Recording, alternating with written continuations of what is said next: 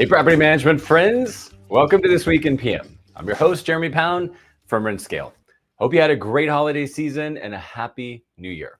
We're finally rested up from our big sales mastery event in December. And of course, just when we finally got our head above water, Jen and I decided to go to another workshop to learn what we can do in 2025 to grow both our business and your business. And we cannot wait to tell you about that today. So we came away with some great takeaways. Now we're going to share our top takeaways from the Alex and Leila Hormozi Scale Workshop that we both went to in Las Vegas about 2 weeks ago. But while we wait for other friends to join us live, let's look at a highlight from a previous episode. Tell us about the conference. You were there. What were your highlights? What did you take away? My highlights are probably a little bit higher level than most. It's an exciting time for us. And like I said, it's really us for there as board members to just be there for our members. And though there is a committee that plans it, they did an outstanding job with the lineup.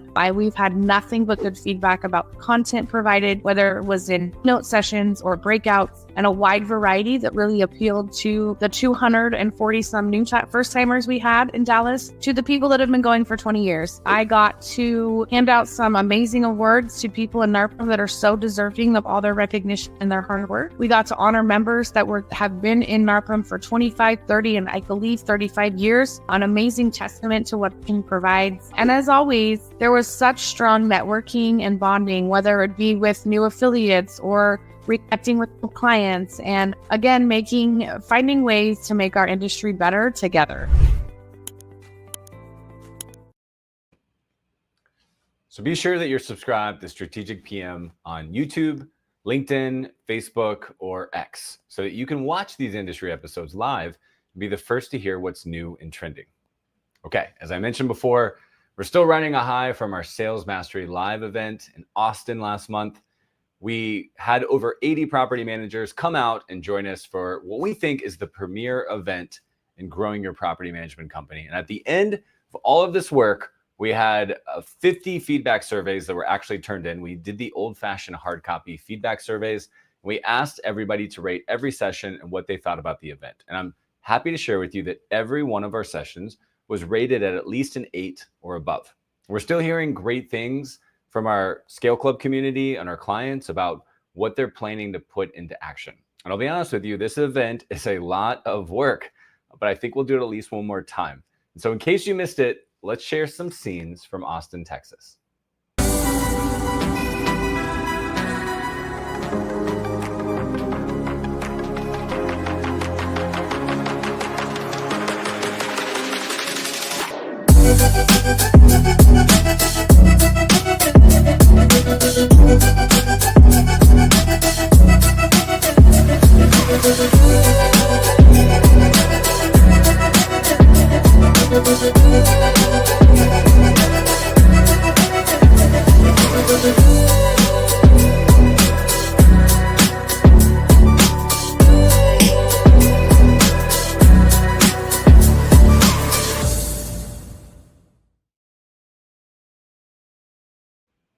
All right, that was just a sneak peek, and wow, was that a fun event. Thanks to all of our Scale Club members who came out and shared what's working for them and being part of the sessions. And shout out to Jen, our guest today, for planning such an amazing event and putting it together. And yes, you did see confetti cannons in that video, and we hope to bring those back at an event in the future. We had a great time, and maybe in the next 2 months, we might take some of the highest rated sessions and turn them into webinars. So be on the lookout for that. Follow us at Rent Scale on social media, anywhere that you follow, or reach out to us and we'll let you know when we have those up. I think we're going to do it again. It was a lot of stress. I think Jen may have quit on me 3 times because there was so much work to do to put this whole thing together. But we do it for you guys, and we do it so that you guys go home with a ton of ideas and motivation and community shares from each other, and you make the next year the best thing possible. And speaking of Jen, let's bring her on and share what we learned in Vegas. But first, a quick word from one of our sponsors. Hi there. Did you know that RentScale hosts one of the largest communities of property management sales professionals in North America? Well, my name is Reese Register, and I'm actually a previous BDM and currently a scale coach here at RentScale. We provide over 20 hours monthly of teaching and training and accountability to make sure that our BDMs are supercharging their sales business through inbound, outbound, and all bound. So if you're interested in learning more about supercharging your business, go over to rentscale.com. We'll be glad to schedule a consult and see how we can help you transform your business today.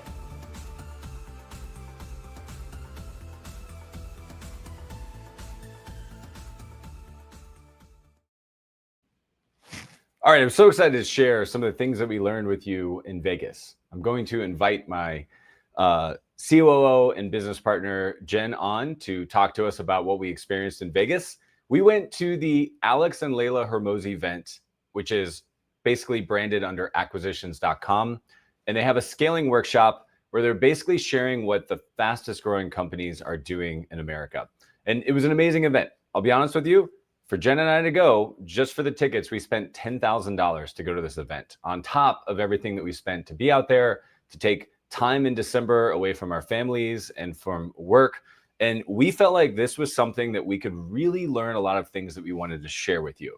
So I want to bring Jen on and talk about what we learned at this event. So Jen, welcome. Happy New Year. Yeah, thank you for having me. So excited to talk about this. We had such a great event, and I mean, so many things for rent scale, but also I kept thinking as we're sitting through this, the PM industry needs these things. So I can't wait to bring them. All right, so let me get your hot take, your initial feedback. How'd you feel about the event? How would you describe this to somebody who has no idea what we went to? So the event is 100% workshop based, which was a lot of fun because it was very in the weeds. It wasn't just sitting and looking and listening. There was a lot of hands-on experience and learning, but I was very impressed with just how the event was run. Some of the different small things, the sales processes throughout, as sales geeks, you and I totally geeked out on everything that they did. But it was so worth our while because not only did we get to meet Alex and Leila, which was awesome, and hear from them and hear them coach other businesses, but we got to hear from their entire team what's worked really well from them. We got to sit down and meet with them, and we got to talk to other business owners. It was just fantastic overall, hands-on workshop and networking event. Great. And you want to share with them the paperwork that you came back with? Oh my gosh, we came out, along with, 12 pages of notes in a 2-day event. We had a cool workbook, and this workbook is filled with some amazing information and just different stuff that, we're certainly implementing here at RentScale, and I'm sure we'll actually implement some of it in our coaching for clients as well. I don't even know how many pages this thing is, but it's a thick Bible full of all sorts of good resources. Yeah, I was sitting right next to you and we were taking tons of notes. What we're going to share with you guys today is just absolutely the tip of the iceberg of what we took away. We really tried to sit back and say, hey, what are the, kind of 3 biggest impact things that we learned from this conference? And that's what we want to go to from today. But I would encourage you to go there and actually ask the producer to drop a link to this workshop in the chat so you guys can sign up if you want. I believe they do 6 of these a year. We thought it was fantastic. Tons of great businesses were there from, all stripes of life, which is really cool. And I want to really solidify that for you guys. We're going to go through 3 things that we really want you to take away from this, but it is just the tip of the iceberg. We learned so much that we couldn't possibly share with you. So if you do come to Future Sales Masteries, if you do sign up with RentScale, you're going to be getting a lot of the lessons that we learned from this event. So let's jump in. I invited Jen in to talk about kind of the 3 biggest lessons that we learned. I'm going to start with number 1. The first thing that they talked about right from the beginning is that if you want to scale your company, again, this was called a scale workshop, is that you need to fix the primary constraint in your business. Simple concept, but really important. So what is the primary constraint? The primary constraint is the bottleneck in your business, right? It's that thing that's holding you back. So there's always one primary constraint that's the largest problem that's limiting your company's growth.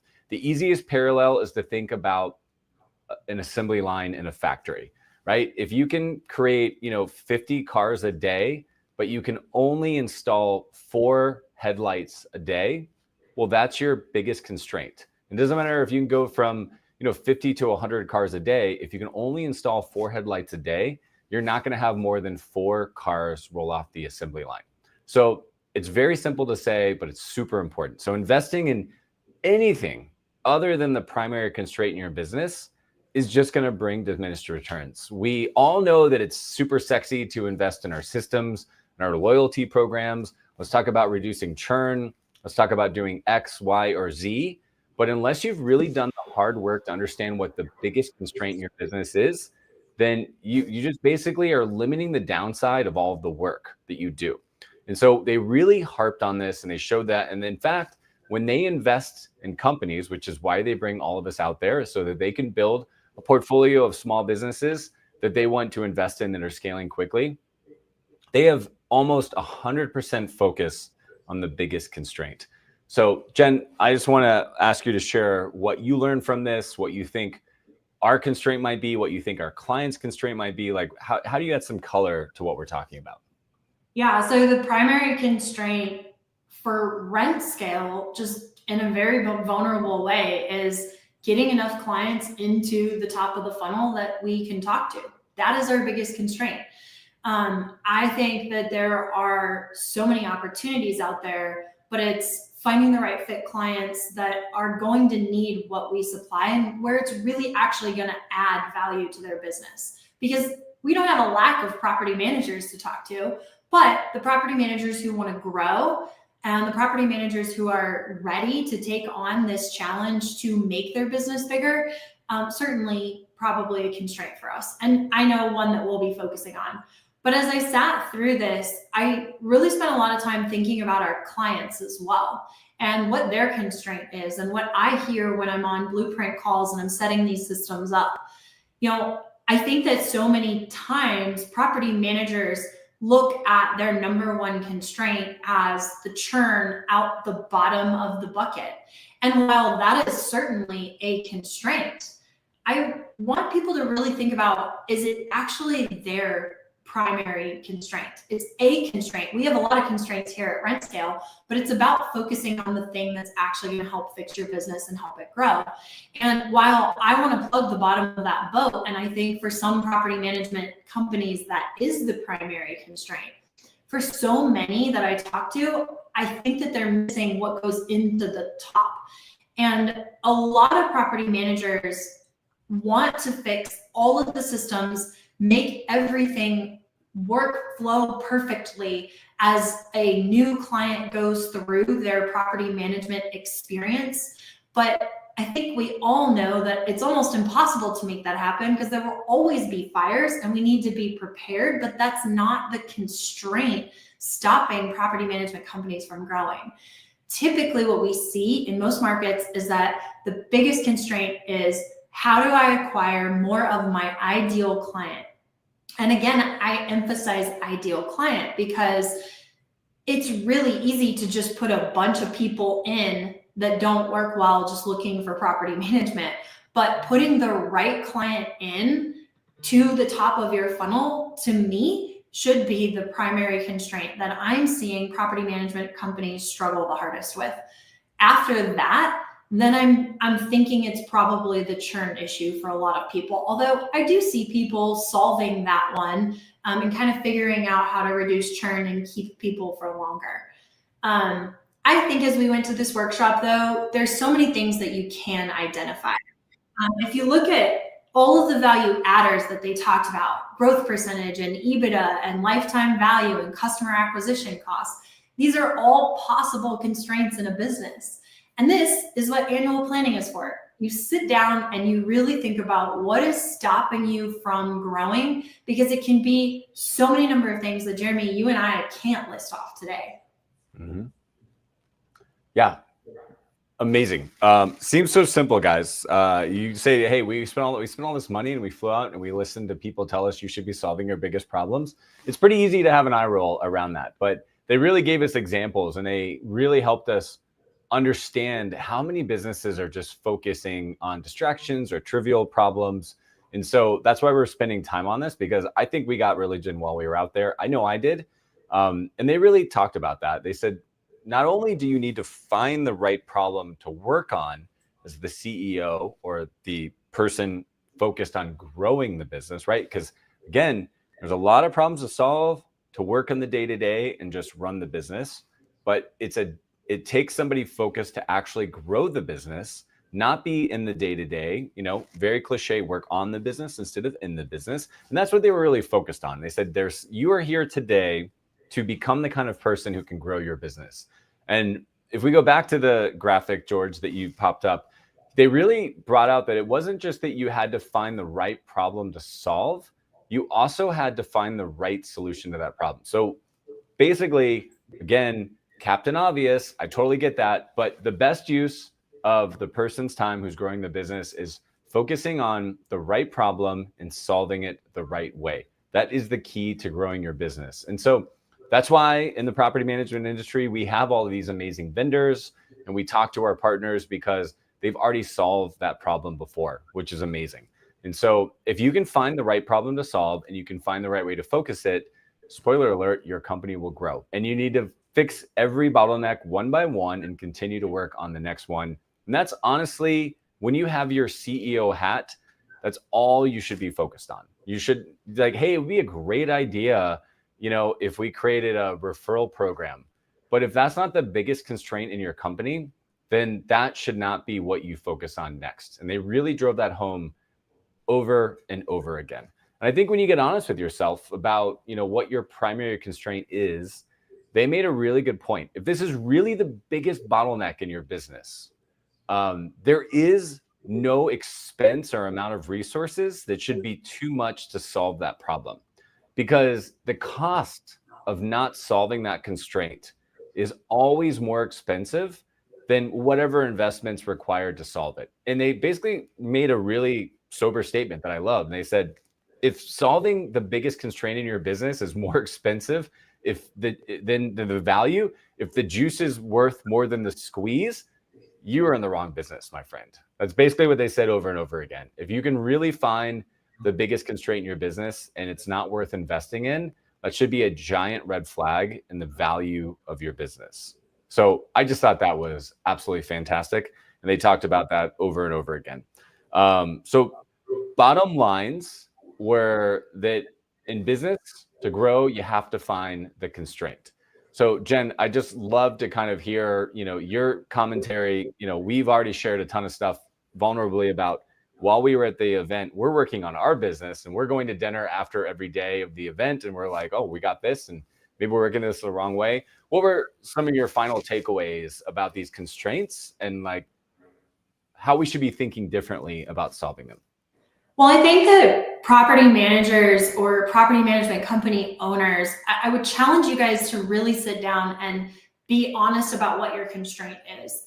I think when we go to these conferences, we see all of these different things that we could implement in our business. And I think that these things are all fantastic. However, I want you to really ask yourself, what's stopping you from moving forward? And I want you to think outside of the box. Think even away from the things that you hear at the conference. Some things that I would challenge all of our listeners to really think through when it comes to their business is, what is the lifetime value of your client? What is your customer acquisition cost? Are you having a harder time converting business that you already have, or are you having a harder time putting business into the top of your funnel? Think about, are they coming out the bottom of your funnel? Are people leaving because they don't have a good enough client experience all throughout your process? I think it's so easy for property management companies, because typically the owners are very operationally minded and like getting in those weeds, to identify their primary constraints, again, as an operations problem. And what I might ask you is, and maybe this is true for you, but is that standard operating procedure that you need to write down on paper what's stopping you from growing your business? Is that it? Is it the maintenance solution that you need to put in place because it's a disaster and you can't grow your business? Or is it, I don't have enough clients coming into the funnel. If I put more people in the top, I would be able to have more to refine these things. And I just want people to step outside of what they hear all of the time and what's common to talk about in property management and actually think about what's stopping your business from growth. The other thing I would ask, do you want to grow? What's your goal? Because, you know, we also talked at acquisition.com about you can have a big business, say $10 million a year that makes 10%, or maybe you have a smaller business that's maybe $5 million a year but makes 30%. So sit down and get very, very real about your goals with your company, because that's going to help you identify that primary constraint a little better. That's something we did here at RentScale, is like, what does the future look like? What do we want it to look like? And that really helped make that primary constraint pretty clear for us. Solid shares, Jen. I appreciate that. We, as you can tell, really dove in and kind of refocused on what are the questions we're asking ourselves and what are the things we're telling ourselves and where are we wrong. And so, not that we have it all figured out yet, but you can see we just constantly kept looking at that. All right, so that was takeaway number one. I loved it. It was how they opened up the conference. I got so much value out of that. I made tons of notes around it. And I myself, as the person responsible for finding the ways to explode the bottlenecks and reduce the constraints and grow RentScale, I was very much reminded that there's a lot of things I can focus on that are just not important. And the talent of the CEO,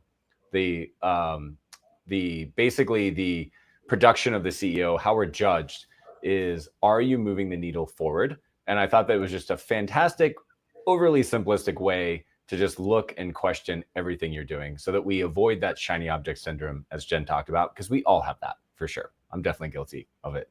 So, all right. So that's how we can increase the value of our company. What was great is that the acquisition.com model is to help business owners keep a scoreboard of their business by the value of the business. So how do you value your business if you're growing? They really want to have a clear scoreboard, and they want to create a consistent language across all of their companies, just like we have the NARPM accounting standards, and just like we have the scoreboard at RentScale, and just as Lead Simple talks about all of the consistent metrics that they want to share, and the CRM, they want to make sure that all of us business owners that are running in a million different industries at different speeds, we all have a way to keep score. So they introduced their scorecard, which was amazing. And so we started out the day by valuing our business. And so we talked about all the normal things that you're used to, like how much revenue do you make? How much profit do you keep? Your EBITDA. And then they said, okay, if we were to invest in your business, or a private equity firm was going to invest in your business, or some third party was going to buy your business, they basically sobered us all up really fast by letting us know that our business is worth way more to us than it is to other people. And they showed us all the reasons why somebody from the outside may not value the business as much as we do. And so that was takeaway number two. It's our value reducers, which I thought was great. We all know this, like inherently, we know that if, okay, the business owner does all the work themselves, somebody is not going to invest in you, right? That's an example of a value reducer. What was great is that they've really boiled it down to 5 value reducers that are all fixable. And as you scale your company, then you can basically check off one by one. And they said, if you're a brand new company, you're going to be a super risky investment. All 5 of these should and will be value reducers of your company. And that's totally fine. But as you go through the journey of the entrepreneur and you grow your company, you're going to check them off one by one. And you're going to make sure that even if you never want to sell your business, which is something they talked about over and over again, is we're not encouraging you to sell your business. We're just encouraging you to make your business sellable. Because the more sellable your business is, the more valuable it is going to be to you as an owner. And that just is equity. So when you think about real estate, which is what we all talk about all the time, if a piece of property is more valuable and more people bid on it, then it's going to be more valuable to you. And so why should your business not look at that? And so private equity firms and investors and everybody that would ever talk about buying a business from you are going to basically look for black holes or hidden risks. And what we loved about this workshop is that they labeled them for us. And they showed us how to know how much risk you have. They created a scorecard. And they showed us how to fix those overall as you go through. So Jen, you see them on the screen. We can go back and forth. What were the key risks that you took away? Maybe don't even go in order. What were the risks that you saw that you were like, wow, I never really realized that was a label or a risk that I should focus on? What do you want to talk about that you think that we or our clients are most vulnerable in? Well, I think intuitively we all know these risks exist. So as you go through these, you sit there and you go, well, I know that this exists. But I do think that as we go through, there are some that are more important or attractive to certain businesses as they think through these big risks. I think most property management companies and even most small businesses are they're very likely to succumb to the key man risk because there's only a small number of employees in these businesses. And usually there's somebody who's the glue that's kind of keeping it all together. So whether you're talking Rensco, whether you're talking a PM company, I do think the key man risk is one of the first things that we need to just look at and we need to address. And the key man risk really says that the business is really dependent on that glue that's holding everybody together. If that glue left, the business would fall off or something would happen. And a lot of the times this is the owner, the founder, or somebody who's running the company. In property management, sometimes I think of this as the main operator or the person that's keeping all of the trains on the tracks, right? And what happens if they leave? Does everybody else know how to do their job without them? So that's probably one that I think that our particular audience really needs to pay attention to. Then there was market risk, and market risk is really about, is the business serving a market that's shrinking or using technology that's making it become obsolete? And when I first thought about market risk, I was like, we don't have any market risk. We're in a prime market for this. Things in the US keep getting more and more expensive. Homes in the US keep getting more and more expensive to buy. And so more and more people are going to need to rent. And with more people renting, there's going to be more people needing property management. There's more regulation and less people are able to self-manage. But then I paused and I actually thought about something. There's a lot of software out there that is starting to become a disruptor in this industry. TurboTenant is one of them. There's many of them, but that's just one. And they are continuing to acquire companies that allow self-management to be easier and easier and easier. And so for me, while I sit there and I go, my market's not declining, property industry, if nothing else, is on the rise. Like, we have a very bright future. There is a little bit of market risk in the technology side of things because I do see certain things property managers do becoming obsolete if we don't figure out how to add value beyond the day-to-day activities of property management, like collecting rent or screening tenants. There's technologies out there making this very, very easy and making the regulations something that are not even a factor for self-management. So I think there's some market risk there that we're all kind of ignoring or putting blinders onto. And I'd like us to remove the blinders and think about how we compete with that technology.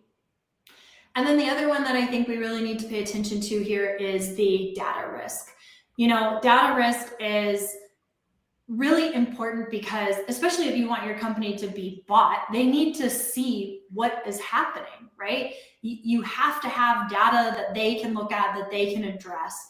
And I think so many property management companies that I sit down and talk with don't have any idea what any of their data is. So a healthy business should be able to reliably produce reports from one system that everybody can trust. And I don't know that that's the case for a lot of property management companies. So, I really think that we need to start putting more into creating data, because not only will that help our companies sell for more, if that's our goal, it's actually going to help us run a smarter business. One thing they said that I think was so valuable was every meeting that you have at your company should start with numbers. It should start with data. There should be something up at the front end, new customers that you've acquired, customers that you lost, number of maintenance occurrences that you had for that week, how many were handled, how many were still open. I really think that that's an important piece of every meeting, instead of focusing on how we feel.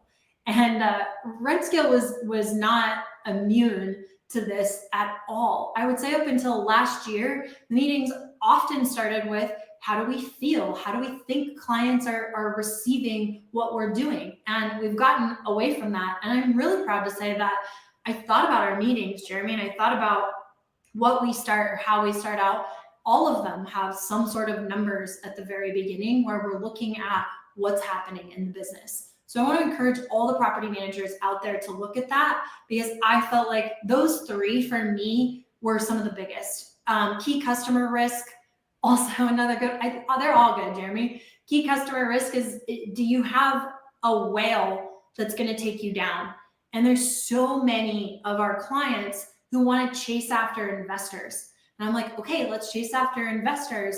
But if we put too many of our eggs in that one basket, we're going to be very susceptible to when they're ready to leave or do something different, whether you did something wrong or not, sell the portfolio, 1031 it into short-term rentals, like who knows, right? But is our business going to crumble?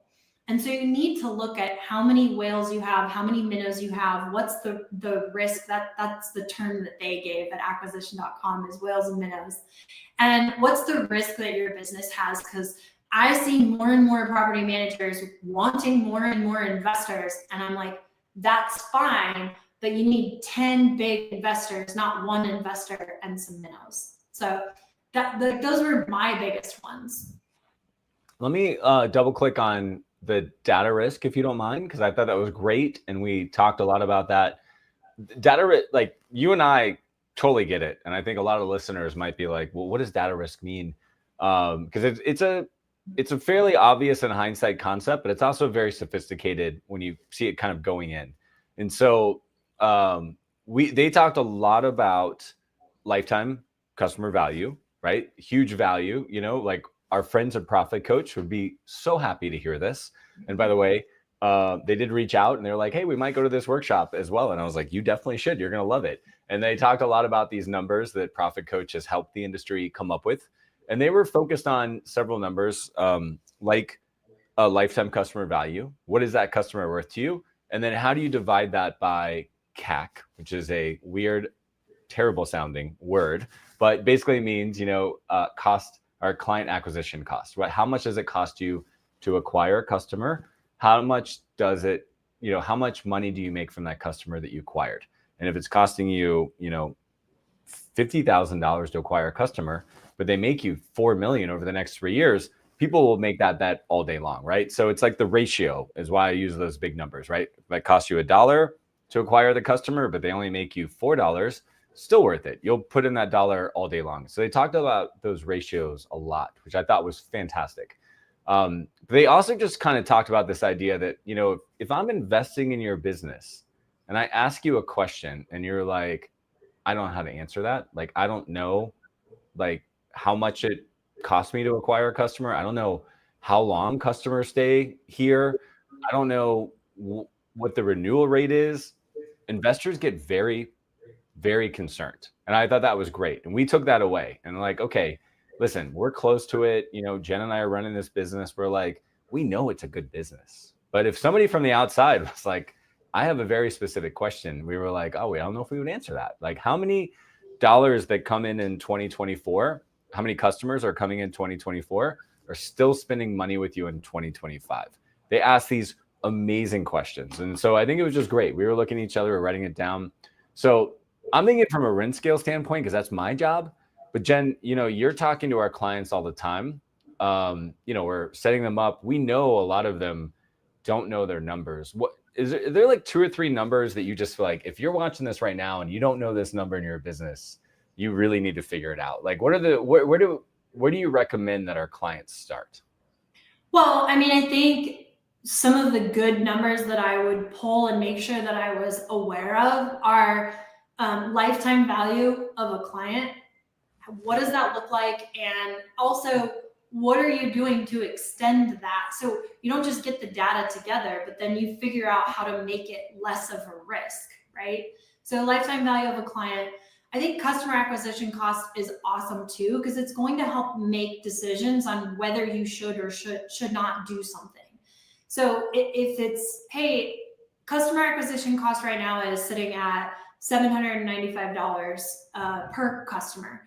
and I want to go out and I want to invest money in A, B, and C, but it's going to end up costing me more, I think, estimated than the $795, then you probably shouldn't do it. So it'll help make more black and white decisions and less feelings-based decisions. We put this in place here at RentScale when it came to sponsorships, right? We put this together and we're like, hey, if it doesn't do X, Y, or Z, we've decided that it's not a good fit for us to sponsor.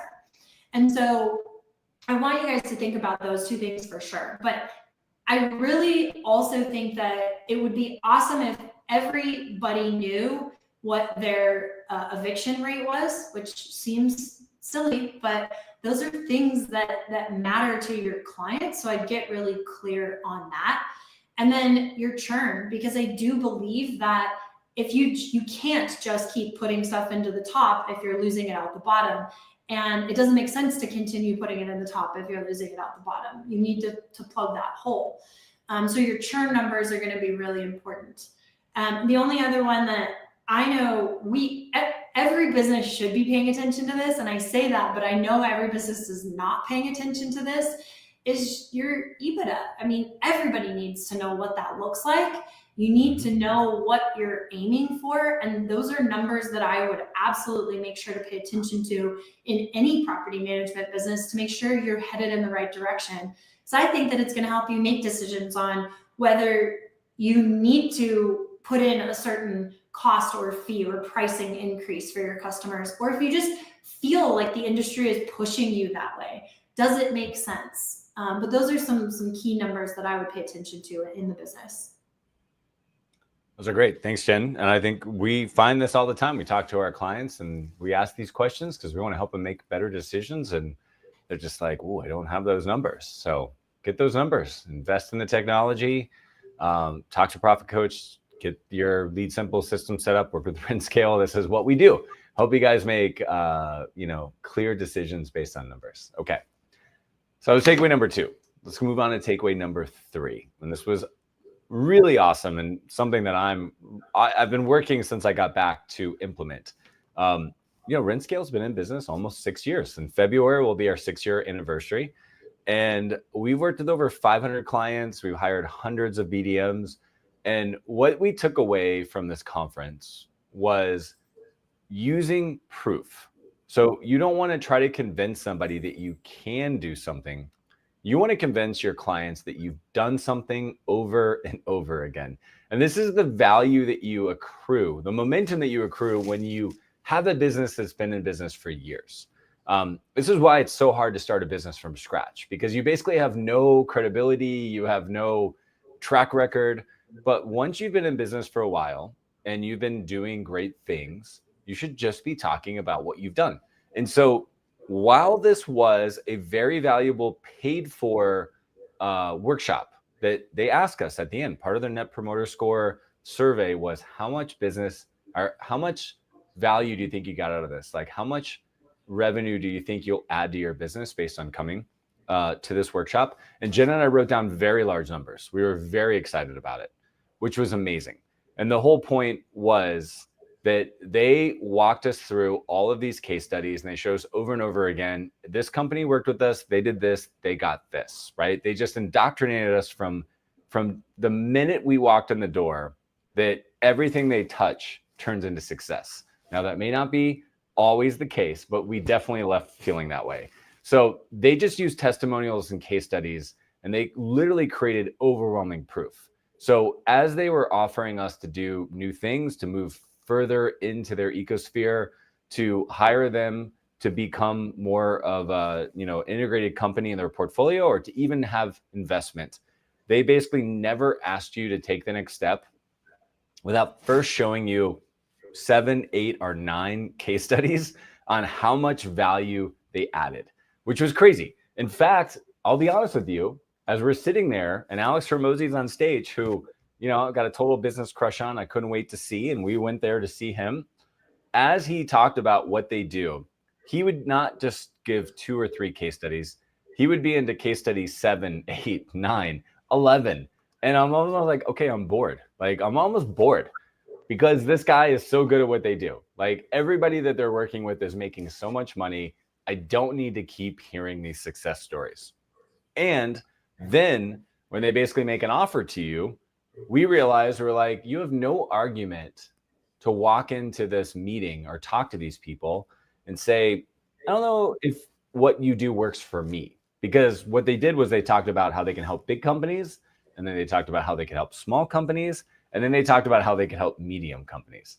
You could never say, I'm not really sure if I can trust this, because they showed you, success story after success story. And it was fantastic. And these were great stories. And they brought us there, and they were simultaneously teaching us how to grow our business and showing us that this works. Because as you know, if information was the problem, you probably heard me say this on stage before, and I did not make this up. If information was the only thing holding us back from our goals, we'd all have six-pack abs and billion-dollar bank accounts, because you can learn everything you want online to get both of those things. But the actual follow through on those things, we all know is the thing that we really need help with. So we were blown away. Again, I'm not mad at all that they were selling us new things, and they were trying to, in fact, we're a little honored. Like, they reached out to Jen and I, and they invited us in to talk, said, we want to help you and we might want to invest in your company. We didn't ultimately do that, but we never felt bad that they were selling us more things, because they were giving us so much value. But as they gave us value, they just showed us proof after proof after proof. And I think that is just like one of the assets that we undervalue in our company is the success that we've already delivered to our clients, right? This is why companies that have been around for 100 years and brands that we've all used, they have momentum. They have the success that they've basically created. And now it's like, nobody gets nobody back in the, 15 years ago, saying was nobody gets fired for hiring IBM. Now it's been replaced because IBM's not as good as they used to be, which is a lesson in its own right. Nobody gets fired for hiring Deloitte. Like, everybody wants to work with the industry leader, the person who shows that they can do it over and over again. And so they just did this at a masterclass level. So Jen, I'm curious what you took away. I know I brought this up. This was like my takeaway. That maybe you were seeing it, but I remember telling you, I'm like, did you see how much proof they gave? I was like so excited about it, like my sales hat on. How can we be using this, and how can our clients use this? Yeah, I mean, it was all over the place. But the funny thing is, like, it didn't hit you in the face, but it hit you in the face all at the same time. They sold to us the entire time, but as you said, we weren't mad about the fact that they were selling to us, because it was exciting, because it was like, dang, how did they help achieve that goal? What did they do differently? And I think we can leverage this and use that in RentScale, and certainly in property management company businesses. Here at RentScale, anyone that's familiar with us knows that we've got testimonials and different things on YouTube, and we've got clients who are constantly shouting us out in different ways and giving testimonials even without being asked. But we could 100x this and share all of the different success stories. I know here at RentScale, one of the things that I want to be more clear about is putting numbers to what we've helped clients do, because we can show how happy people walk away. We can show the experience that they had with us, but we are lacking data when it comes to our testimonials. So from a transparent standpoint, hey guys, you now know what RentScale is going to do in 2025, and you'll see more of it. But for property managers, I'd ask you guys, how many of you have video testimonials and solid testimonials that you're ready to share on social, maybe even as an ad? I'm going to guess that it's somewhere between 5 and 10% of you. And yes, we all have testimonials from Google that we pull off and quote and put on our websites. That is not what I'm talking about. I am talking about hard data-driven testimonials that's like, I helped client X do Y. And so they kind of gave a framework when we were at acquisition.com, which I think was very helpful. So I'll share it here today. The framework is that we're going to start with the pain. So for example, let's just say that you have a self-managing landlord and they've been doing it for 5 years. And the pain is that suddenly they've taken a big step up in their job and they no longer have the time to juggle all of the different things in their life. Okay. So the pain is my tenant called me and the microwave's not working and I have to get out there to fix it, but I have a day stacked full of meetings and my kids are, by the way, you guys, this is a true story. My kids are out there and it's winter break and they're screaming their heads off and too many things, right? Okay, so that's the pain. The second piece is let the customer then share their skepticism. So I, self-managing landlord, am skeptical that it's going to be worth the cost of the monthly management for my rental. I don't want to let go of control, and I'm fearful that I'm going to end up managing my manager. Okay. Then they get on and they outline how great the reality actually was. So I was afraid of all those things. I turned it over to this property manager anyways, because I knew I had to do something different. And here's what actually happened. I didn't actually have to let go of any control because they still let me know everything that was going on with my property. Yes, property management cost me an extra X number of dollars a month, but they also helped save me because I'm no longer paying giant markups with my maintenance guys that I call on a whim every once in a while. So the next step is to let the customer share their skepticism and then the actual reality of coming on board with you. And I think that most case studies leave out the pain and the skepticism, and they're only focusing on all of the bright things and the shiny things that were done and the great things that the property management company did. But let them share their fears and let them talk about how it did or didn't work and what they were really terrified of. And most of the time, just that right there is enough. But I want to encourage you guys to try and figure out how to incorporate numbers. Last time the self-managing landlord leased out their own home, they did it in 45 days. We leased it out in 20. Whatever that is or whatever it looks like, show them overwhelming proof in that data and make it really apparent. That's what I think is super important in all of these testimonials and case studies. Yeah, it was amazing. We just got data after data after data and stories and numbers, and they were a master in it. So if you do go to acquisition.com for one of these workshops, which I encourage you to do, so I drop the note in there. We're not getting anything for that. There's no affiliate, but pay attention to how they talk about what they do and how they don't just describe what they do. And that's something that we fall into as business owners. It's so easy to describe all of the work we're going to do as property managers. We even fall into that rent scale. Like, we do so much for what we get paid to do, but people don't care about what you're doing. They care about what they're getting from what you're doing. And so I just thought that was absolutely amazing how they did that. All right, Jen, I know we said we're going to do 3 things, but is there any bonus or anything that you want to share that you took away from this conference? So I really had a huge takeaway that I wrote down and circled many times in my notebook, because I think that this is, I don't know, it just hit me so different.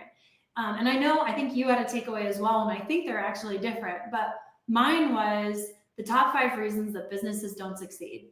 And I thought this was really interesting. And I think that a lot of our customers might fall into this, so I wanted to share it. So number 1 was that you were mispriced. So it just didn't align with what people were looking for. And I think so many property management companies are starting to become mispriced. And I think we're doing some things that are taking us in the wrong direction. My personal opinion, but that was a big takeaway. Number 2 was overcompensation of employees. I don't necessarily see this happening a lot at property management companies, but it was the second thing, and I think something worth looking at in your business. Number 3 was over expansion. So as much as we say that we want all of our clients to grow, and we do, we want to make sure that they're not growing too big and they're not getting to the point that they can no longer serve these customers. So I know we preach a lot of, you need to figure out how to get more people in your business. But I also think it's important that we have standard operating procedures and we have systems in place to handle these things. So over expansion. That was number 3. Number 4 was focus. And this is the very first thing that we talked about, the constraint. We heard over and over again, make the main thing the main thing. And I do think that it's so easy for a business owner to get distracted and in on all the new technologies coming out and the different things they could implement in their business. But that key constraint is so important. And then number 5 was the avatar. And I see 90% of our clients falling down here because they don't have clarity around it. So demographics, geographics, psychographics, get more familiar with your client. And when I say more familiar with your client, I want you to get more familiar with them, not how they are in your world. We forget to take ourselves out of our shoes and put ourselves in their shoes. And I think we make business decisions based on what's best for us. And I think we need to get really clear about what our avatar needs. And that should be how we determine our key constraint. Sounds great. That was my like paid bonus thing, because I felt like that was super valuable and something that I'm seeing a lot of property management companies head in weird directions as I work to coach them and as they come in. Yeah, great share. All right, so I'll share my bonus. I'll prep you. We're gonna close. I want to hear from you what you want to make sure we change in 2025 based on this workshop. Because as we learned, if you learn new things but you don't change your behavior, you didn't learn anything, right? That was like a theme of the meeting, which Alex Hormozi says all the time. So I'll let you think about that for a second, but I want to know what we're going to change in 2025. I love that bonus. My bonus was I took away just that they were all about volume. Like when you think about acquisition.com and they tell the stories about how they've grown companies and what they do when they invest in your company, they create insane volume and they create insane urgency. They are not sitting around saying, this is a 6-month problem. They're like, this is a 6-hour problem. The work ethic and the volume that they applied to everything was pretty mind-blowing as we were there. Every time we live workshops, and by the way, spoiler alert, day 2 of the workshop, you get to sit in round tables and talk to their presidents, like their director of digital marketing, their director of outbound and sales manager. Like Jen and I went to dinner after day 1 and we said, hey, let's be prepared. We're about to ask people playing at a super high level how they would fix the problems we have in our business, right? And I was fanatical about that. And I was like, let's write all these questions down. Jen knows I was cutting off other people because I wanted my questions asked. And we got a lot of value out of doing that.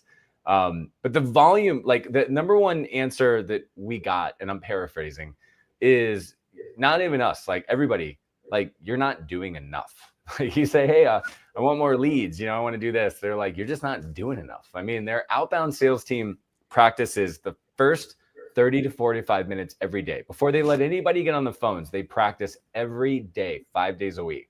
And then they are making 100 outbound calls. If they're advertising, they're testing 50 new ads every week. Every week. They've got people on staff just to create 50 new variations of every ad. When they want to hire a new vendor like an ad agency, they literally schedule 15 meetings. Most of us would just be like, I've talked to 4 people, I'm exhausted. They will talk to 15 people before they make a decision. If it's a key hire, they'll literally hire and pay multiple people to the job before they make the decision. They just were absolutely outrageous with how extreme they're willing to go with their volume. And each time they made us an offer to work with them, to hire them, to invest in us, they told us there was a deadline. We needed to get back in touch with them that day or before we left town. That's what they did. So they knew we were in town. They knew Jen and I, it was a Wednesday, Thursday conference. They knew we were there Friday. They're like, will you come to our office on Friday? We'd love to meet you. We'd love to talk to you about your business. Like there was no passiveness in anything they did. I think that's why they're mowing down everyone in their path, because they just have urgent and violent amounts of volume in everything they do, which was just absolutely fantastic because it was done tastefully. It was done compellingly. It was just really cool to see. So that was just something that I absolutely thought was mind-blowing when I was in their presence. And so if you keep thinking you can't scale, or you keep thinking that I need to invest in something new, or I need to do something new, I can almost save you the $10,000 that Jen and I spent to go to this conference and be like, they're going to be like, well, what's working? And just how do you 100x that? That's what they're going to tell you, because that's what they do. And it really works, which is crazy. All right. So as my wrap, we had a lot of fun. It was great. They're amazing. Team is like, Alex and Hormozi, if you watch their YouTube stuff and you follow them, I want to tell you that the people underneath them are equally amazing, right? And I'm blown away that they're able to attract all these other great people. They're not doing everything themselves at all. They've built an amazing team, which is just awesome to see. All right, Jen, what are we going to change? How do we fix rent scale in 2025? What are you going to change? Well, I know we've been gushing about this whole thing for quite a while, so I'll make this super quick. Get ready to talk a lot about LTV and CAC. That's what we're going to be focused on this year. I know you're going to put a huge focus on the testimonial piece and the sales side and the constraints. It's hard, but get ready to talk about those things. All right. Appreciate you coming out to the event, missing holiday parties, things during December, Jen. Appreciate you being there. I think we both learned a lot. We thought it was worth it. Let's wrap it up there. I want to tell you about all the events that Jen and I will be out in the next 3 months, so you can come and say hi and ask more questions. But first, let's hear a quick word from one of our sponsors. This episode is brought to you by Strategic PM, the magazine for property management entrepreneurs and executives. If you go online to strategicpm.com today, you're going to find an entire website full of content written about your industry and by your peers. And it's completely free to sign up. Just go ahead and click on the create a free account right in the upper right-hand corner.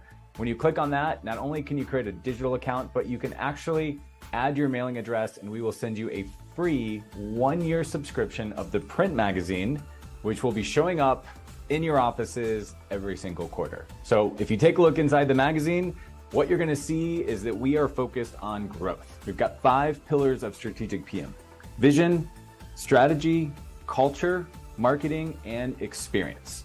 You're gonna be seeing some great high-class content from some of the best thought leaders in the industry talking about the matters that matter the most to your business.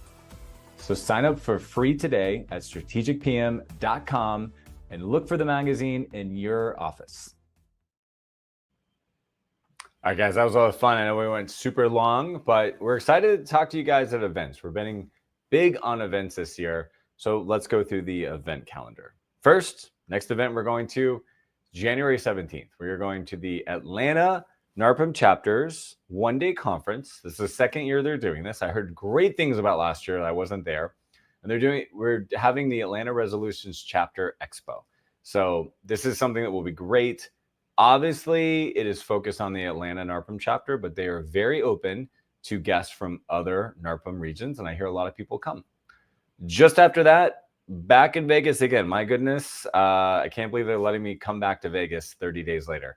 But several members of us are going to what we hear is one of the most exciting conferences every year, and that is the Property Management Systems Conference. It's in Las Vegas, Nevada. It's January 20th to 23rd. Jen and I will be speaking there. I'll be running a roundtable or a whatever they call it, where everybody's getting their questions asked. And basically, we will be there. We'll be having parties. We do have a little secret party from Rentscale. We do have an awesome suite at Trump Tower, and we're bringing in a private chef. If you're going to go there, reach out, let us know. We'll tell you more about that later, but it's going to be awesome. Come back for a little rest, and then we're back at it in February. We're going to the state chapter NARPM meetings, which we're very excited about. Some of my favorites. So we're going to the North Carolina State NARPM Conference, February 26th to 27th. I believe it's in Raleigh this year, which I love. Any town it's in North Carolina, I'm very excited to be there. And then we've got the big one. We've got the NARPM Broker Owner in March. It's in Colorado Springs, Jen's home state. Although that's not where she's at. She's still hours away from that. But Colorado Springs is an amazing place in Colorado. We'll have the NARPM Broker Owner. We'll definitely see you there. Jen and I, again, will be speaking at that conference. And we would love to see you there. Come out, give us a high five, get a t-shirt, get a copy of the magazine, which I'm looking around. I don't have one on the desk. You just saw it. And we'd love to see you there. Well, that's it for this week. Thanks for joining us, joining in and learning about the latest tips and trends from the top residential property managers in North America.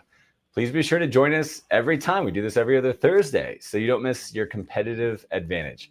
Check out all the latest going on in property management and get details and show notes from today at strategicpm.com. That's strategicpm.com.